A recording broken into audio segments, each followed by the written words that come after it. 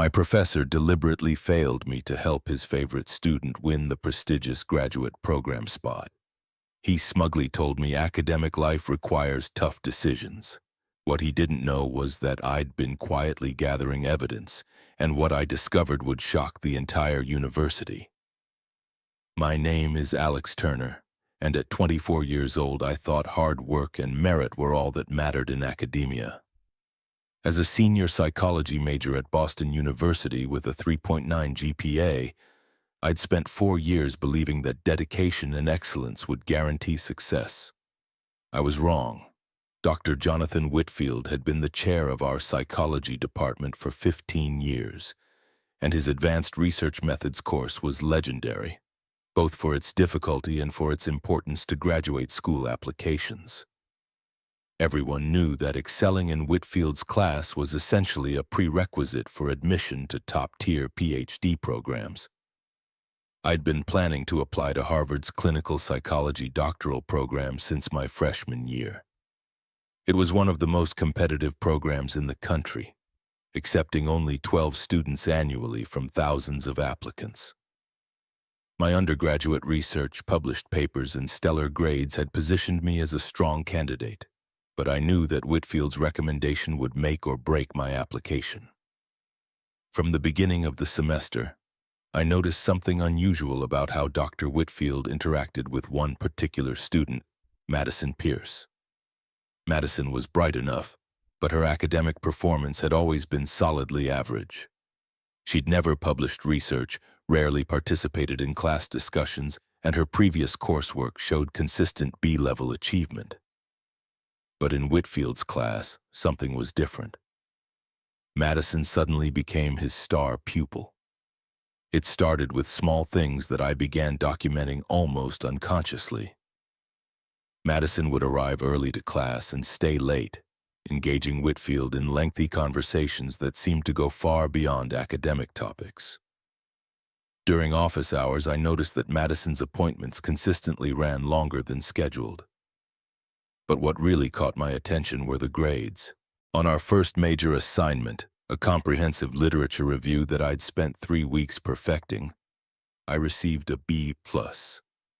The feedback was minimal. Good work, but lacks depth in theoretical analysis.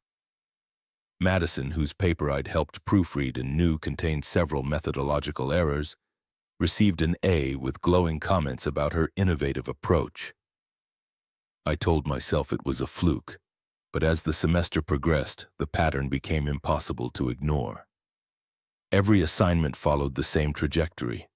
I'd submit meticulously researched, well-written work and receive grades in the B+ to A range. Madison would submit papers that were clearly inferior in both content and presentation, yet consistently earned A or A+ grades.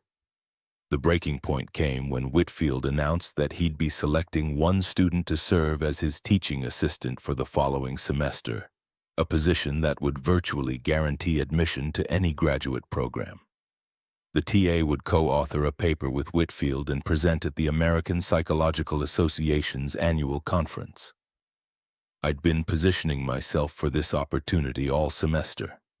My research interests aligned perfectly with Whitfield's specialization in cognitive behavioral therapy. And I'd been developing an independent study project that built on his published work. During our meetings, I'd presented preliminary findings that I knew were compelling and methodologically sound. But when Whitfield made the announcement, Madison's name was called. Madison has demonstrated exceptional analytical skills and research potential, he explained to the class. I'm confident she'll make significant contributions to our upcoming study on therapeutic intervention effectiveness. After class, I approached Whitfield about my application for the position. Alex, you're a solid student, he said without looking up from his papers. But Madison brings a fresh perspective that I think will enhance the research. Sometimes we have to make difficult decisions based on potential rather than just past performance. The dismissiveness in his tone was unmistakable. I walked out of that classroom knowing that something was fundamentally wrong, but I had no idea how deep the corruption actually went. That's when I started paying closer attention to patterns I'd been unconsciously noting all semester. I began staying late in the psychology building, using my access as a work-study student in the department's research lab. Most evenings, the building was nearly empty except for graduate students and the occasional faculty member working late. That's when I noticed that Whitfield's office lights stayed on well past normal hours, and Madison's car remained in the parking lot long after other students had gone home. One evening, I positioned myself in the library with a clear view of the psychology department offices. Around 8 p.m., I watched Madison enter Whitfield's office. She didn't knock, just walked in like she belonged there. The blinds were closed, but I could see shadows moving across the windows and hear muffled conversation. Madison didn't emerge until nearly 10 p.m. I started documenting these late-night meetings, noting dates, times, and duration. Over 3 weeks, I recorded 8 instances of Madison spending extended time alone with Whitfield after hours. No other student had similar access, and when I checked with the department secretary, there were no official appointments scheduled during these times. But I needed more than suspicious timing to prove what I was beginning to suspect. So I started looking deeper into Madison's academic history and her relationship with the department. While researching psychology department records for an unrelated project, I came across enrollment data from previous years. Madison had transferred to Boston University as a junior, which was unusual for our psychology program. Most transfer students struggled to integrate into the department's research culture, but Madison had somehow immediately gained access to advanced seminars and research opportunities, typically reserved for students who'd been in the program since freshman year. More intriguingly, her transfer had been personally facilitated by Dr. Whitfield, who'd overridden normal admission requirements and course prerequisites to accommodate her enrollment. Madison's previous institution was a small liberal arts college where she'd maintained a 2.8 GPA. Her transfer application should never have been competitive for our highly ranked program. The more I investigated, the more questions arose. How had a mediocre student gained such unprecedented access to our competitive program? Why was Whitfield personally invested in her success, and why was he systematically undermining other students' opportunities to ensure her advancement? The answer came from the university's financial aid database. While researching scholarship opportunities for graduate school, I discovered that Madison was receiving a private scholarship I'd never heard of before. The Whitfield Family Educational Foundation was providing her full tuition plus a living stipend, financial support worth over $40,000 annually. This wasn't a merit-based scholarship available to other students. It was a private arrangement between Madison and what appeared to be Whitfield's personal foundation. The scholarship had been established specifically for her, with eligibility criteria so narrow that only she could qualify. When I researched the Whitfield Family Educational Foundation, I found something that made my blood run cold. The foundation's incorporation documents listed Dr. Jonathan Whitfield as the sole trustee and Madison Pierce as the primary beneficiary. More disturbing still, the foundation had been established 23 years ago, when Madison would have been an infant. This wasn't a scholarship for academic achievement. This was a financial support system that had been in place since Madison was a baby, suggesting a personal relationship between Whitfield and Madison that went far beyond teacher and student. I spent the next week digging through public records, university archives, and newspaper databases trying to understand the connection between Whitfield and Madison. What I found was a story that would destroy both of their lives and expose a level of academic corruption that went beyond simple favoritism. 24 years ago, Dr. Whitfield had been a young assistant professor at the same small liberal arts college where Madison later attended.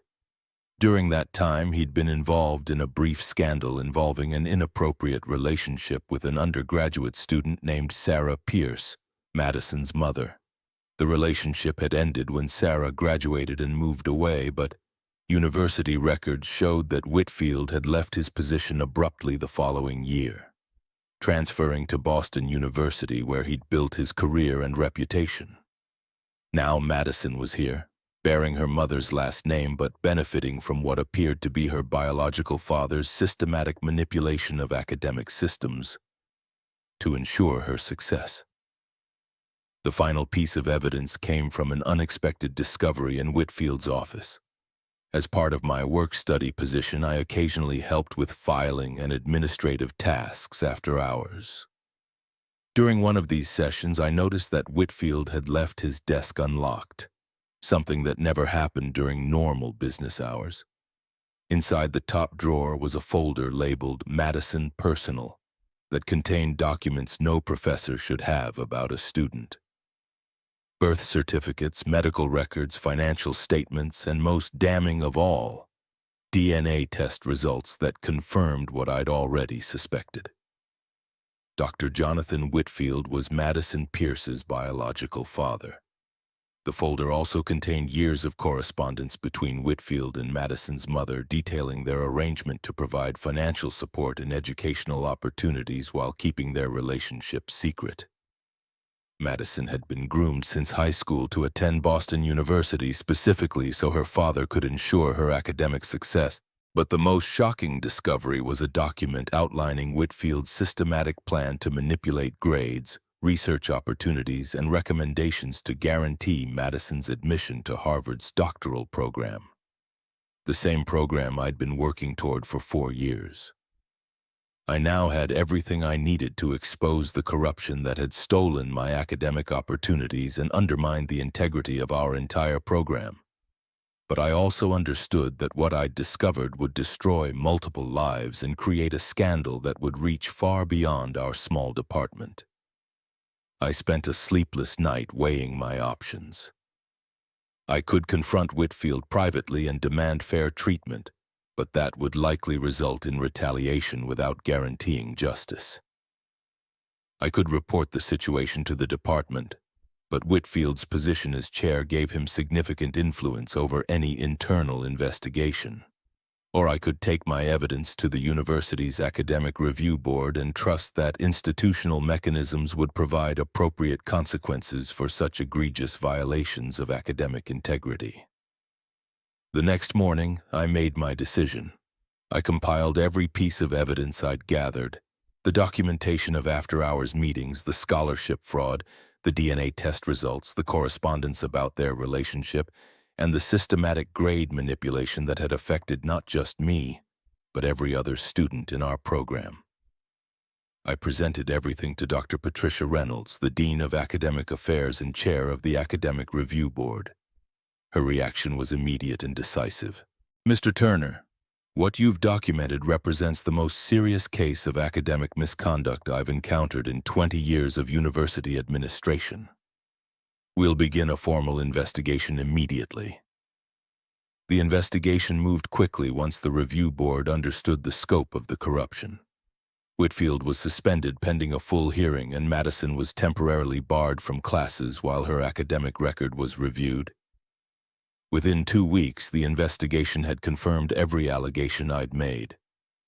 DNA testing proved Whitfield's paternity, financial audits revealed years of improper support, and academic record analysis showed a clear pattern of grade manipulation that had affected dozens of students over multiple semesters. Dr. Whitfield was terminated for cause, losing not only his position but also his tenure and retirement benefits. Madison's grades were retroactively adjusted to reflect fair evaluation of her actual work, which resulted in her dismissal from the university due to insufficient academic performance. The scandal made national news as an example of how personal relationships could corrupt academic institutions. Several other students came forward with evidence of favoritism and grade manipulation, expanding the investigation beyond just Madison's case. As for me, my grades were corrected to reflect fair evaluation of my work, raising my GPA to 4.0. With Whitfield's manipulation removed, my academic record now accurately represented 4 years of excellent scholarship. Harvard not only accepted my application but offered me a full fellowship position. Dr. Whitfield's downfall wasn't just about one professor's abuse of power or one student's unearned success. It was about the fundamental principle that academic achievement should be based on merit, effort, and honest scholarship rather than personal relationships and systematic corruption. Sometimes the evidence you need to expose institutional corruption is hidden in plain sight, documented in the very systems that are supposed to ensure fairness and integrity. And sometimes the most powerful response to being told that academic life requires tough decisions is proving that the toughest decision of all is choosing truth over convenience. What he didn't know was that some students are quietly gathering evidence, not for revenge, but for justice. And sometimes what we discover truly does shock the entire university. As for Madison, she transferred to a community college and spent 2 years rebuilding her academic credentials honestly. She eventually earned her bachelor's degree through legitimate effort and now works as a research coordinator at a mental health clinic. For the first time in her life, her achievements are truly her own. Dr. Whitfield never worked in academia again.